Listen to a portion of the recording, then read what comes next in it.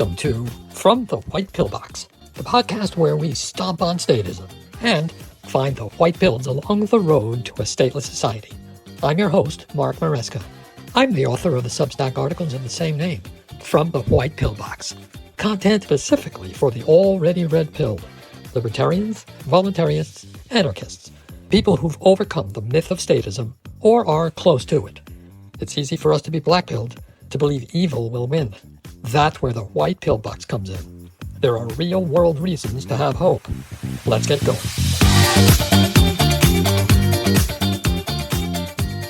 Greetings, all. Thank you so much for listening today. Today's installment is part 4 of our discussion about the myth of authority. I linked to parts 1, 2, and 3. I encourage you to listen to them first because this episode builds on the previous. But here's the key takeaways. I identified the true root of the state as the myth of authority, the false belief that we need political leaders to rule us as moral authorities. This belief directly causes, it literally leads to the state. Cause and effect, with the myth of authority as the cause and the state as the effect. I examined our inner selves. I identified what I call the true self, the part of us not captured by this myth. Our true self lives day to day, no one ruling our private lives and us leaving others to live theirs. Pretty much everyone in the world has this true self, but the majority also have a split part, the indoctrinated statist part. That's the part that the myth of authority has a psychological hold on. This explains the red pill process. That false, indoctrinated part of us gets the light of reason shined on it, like the belief in Santa Claus. It can't stand up to the light of day. We overcome the myth of authority like that. The fog is cleared. Once we're past the myth, we see the state for what it is, basically one big crime in progress. So not only is the myth the root cause of the state out in the world, in our heads, it's the root of getting red-pilled. Now, interestingly, after that, the state becomes the target of our attention. And that's where our efforts to red-pill others slips up. We attack the state, the effect, without attention to the root, the myth. We talk to others and want them to jump right to the punchline, the evil state. But we don't do what worked for us psychologically, namely hitting the root by overcoming the myth. So what ends up happening is we engage people's indoctrinated false self and generally piss it off in the process. We forget their true self is right there and pretty much nap compliant. It's at the ready to validate the myth is false, but we don't engage with it. Okay, that's the summary. Now to part 4. Today I'll be continuing the discussion about the psychology of the two selves that sit inside the minds of the newbies, the majority of people. So first I'd like to clarify what I mean by the true self. I don't mean the entire self, like personality, character, personal preferences. No, I simply mean that part that all of us have in common as humans, the part that wants to run our own lives in peace.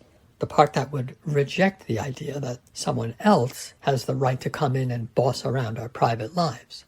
All the rest of a person's self, well, that's also their own true self, of course, but we're all different in those ways. I'm referring strictly to the common trait we all have that prizes the control we have over our private choices. Now, I can hear some of you objecting, because we all know people who seem to take no responsibility for their lives. These people seem perfectly happy letting others pay for their living needs, maybe even like being told what to do. Whereas I'm saying all people want to decide how they live their life. So let me demonstrate why it's actually true.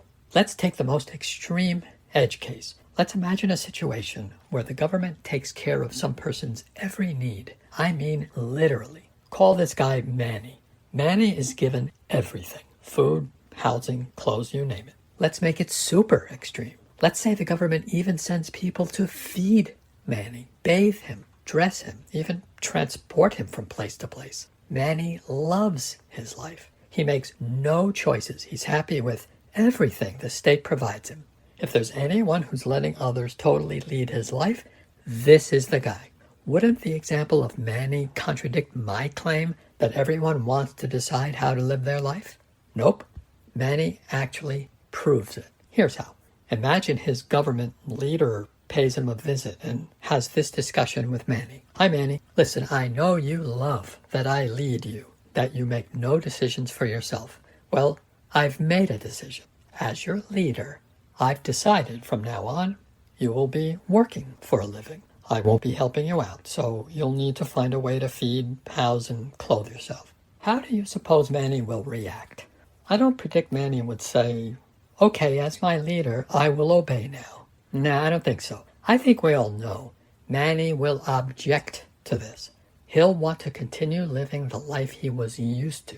He doesn't want this government leader guy telling him this. Manny himself wants to decide. He wants the freebies. He doesn't want the leader guy telling him to run his life differently from how Manny himself wants. I hope this makes it clear. In the end, Manny and everyone else wants their life to go the way they personally want it. They are the ultimate decider, no one else. If, like Manny, the government is leading them in ways they approve of, sure, they'll milk that for all it's worth, as long as the government is doing things they approve of, which makes them the decider. And if this is true for Manny, you should see it's true for everyone. You know that inside yourself, in your mind, you don't want others telling you how to live. And everyone you know or have ever known is like this. And that's what I mean by the true self, the attribute we all have. We want to lead our private lives, all of us. Okay, next comes the false self. Luckily we, the red-pilled, no longer have this in us. But it is lurking there in everyone else, because we were all indoctrinated since birth to believe in the moral authority of political rulers. Now let me comment on this belief. It's a myth, a superstition. It does have some similarities to a religious belief, mainly in the way it's accepted on faith. Most religious people follow their beliefs on faith, not on scientific proof. The superstition of authority is also accepted on faith. But there's differences. Following a religious faith is a choice.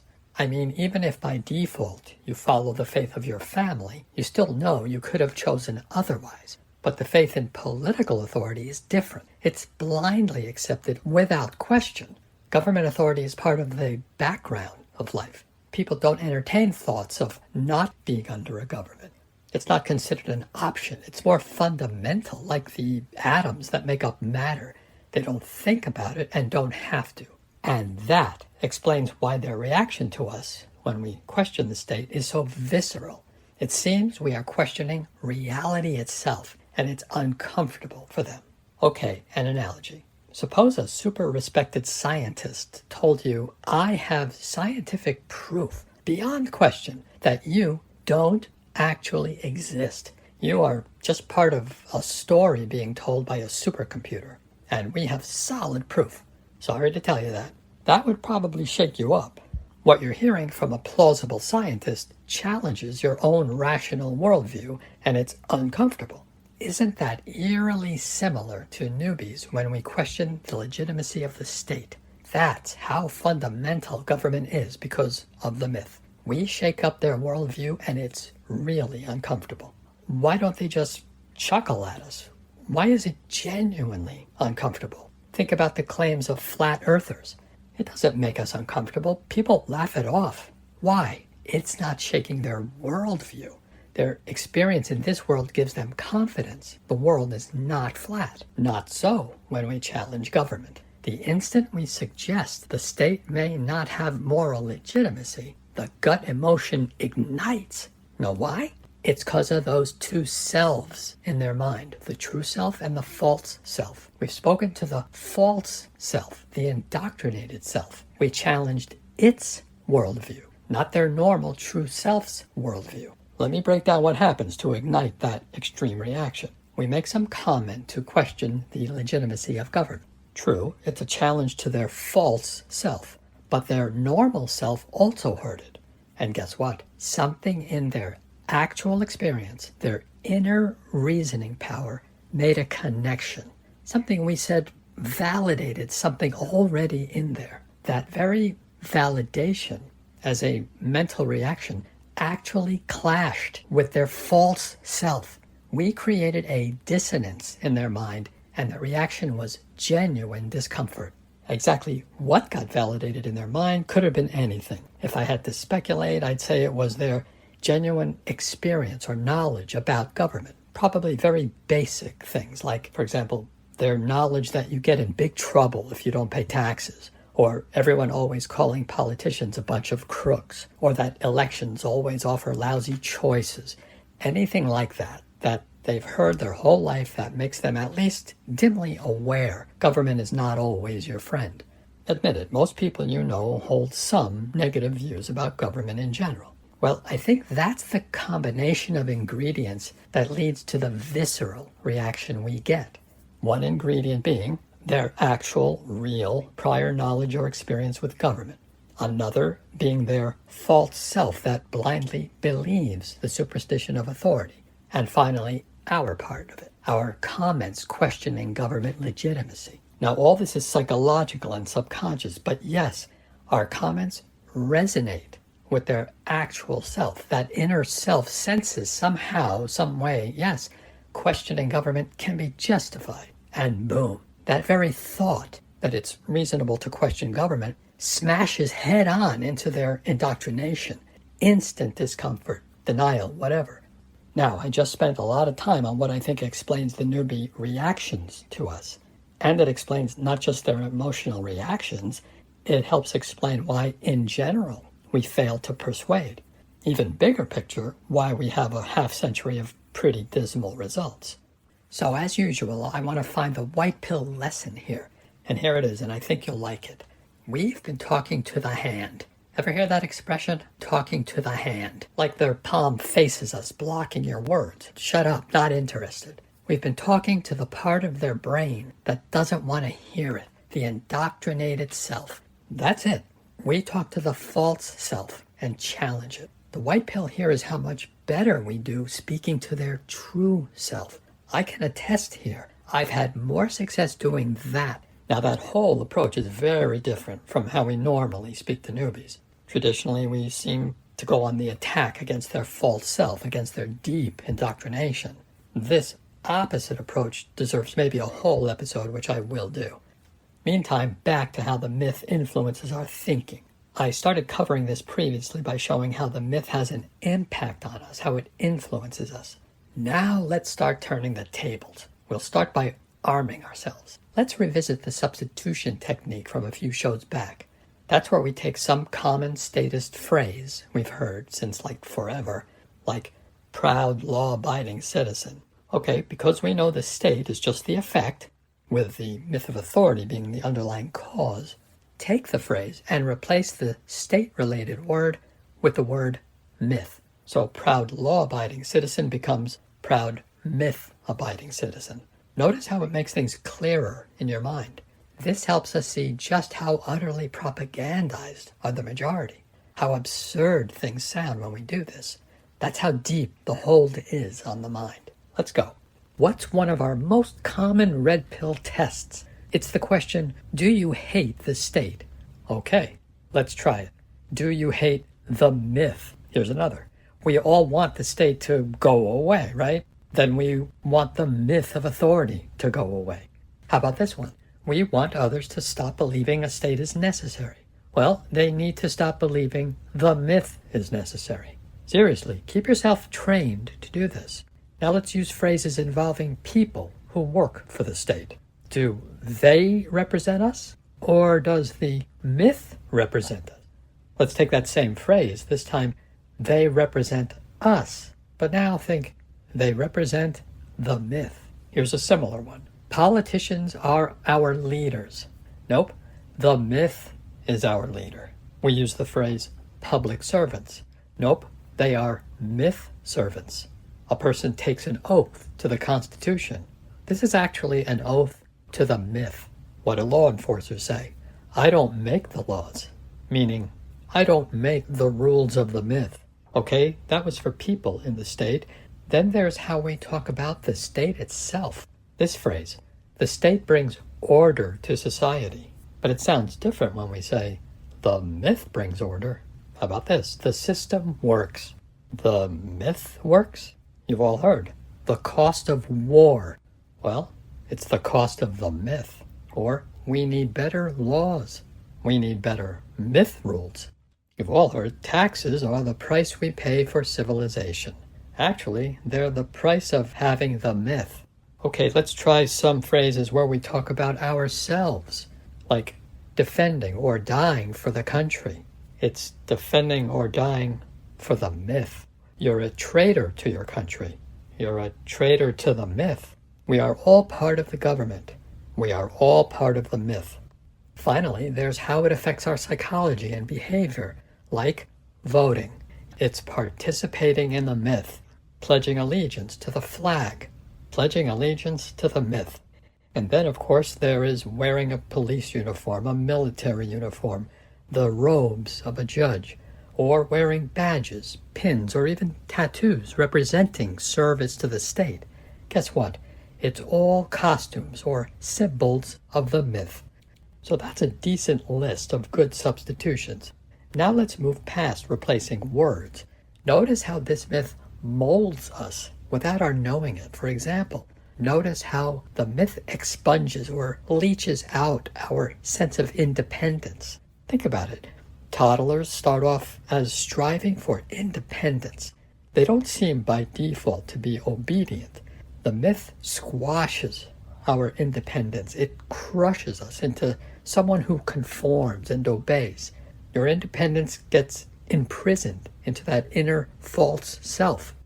Here's an example that's twisted. We're trained to respect and obey authority, even though the respect is not earned, all because we're respecting a myth. It muddies our thinking, making our thoughts vague and ill-defined. Like I've mentioned, the word I gets squashed and becomes we. We need to do this. We need to stop doing that.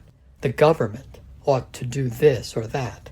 Or phrases like the will of the people, the common good. These word salads convey nothing, but they do accomplish something.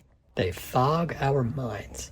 They create an imaginary entity, government.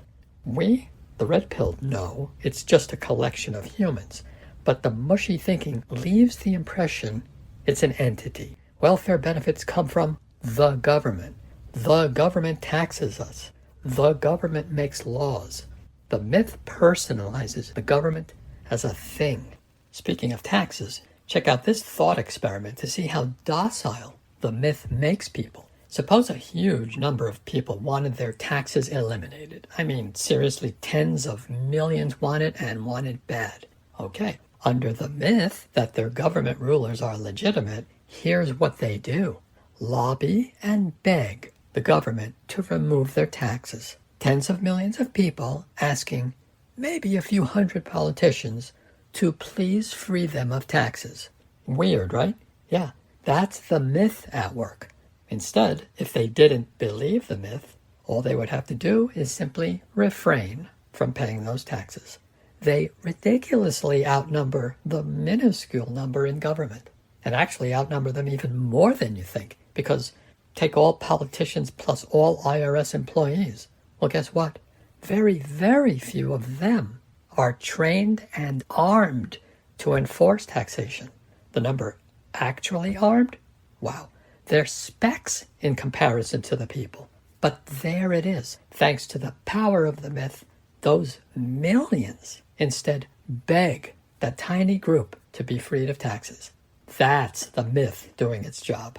This appreciation of the role of the myth of authority explains the difference between minarchists and we anarchists. Remember, minarchists call for a minimal state with very limited functions. Well, now with our substitution technique, we can size them up more clearly. Minarchists see a small role for the state. Okay? This means they see a small role for the myth of authority. So even there, for people who seem red-pilled on so much, the myth still manages to keep things murky. It makes them try to make statism as free as possible. You might as well argue for making slavery as comfortable as possible. Okay, I want to wrap up for now, but I will be continuing this technique next time when I show how the myth of authority even manages to interfere with our goals and strategies as liberty communicators. There's a lot more to say about all that, but for now, I'll end things for today. Please feel free to share your comments if you like. I hope you enjoyed this episode. Take care and see you next time. Many thanks to Substack for hosting my podcast and my articles. And thanks especially to you for listening. And remember, keep looking for those white pills.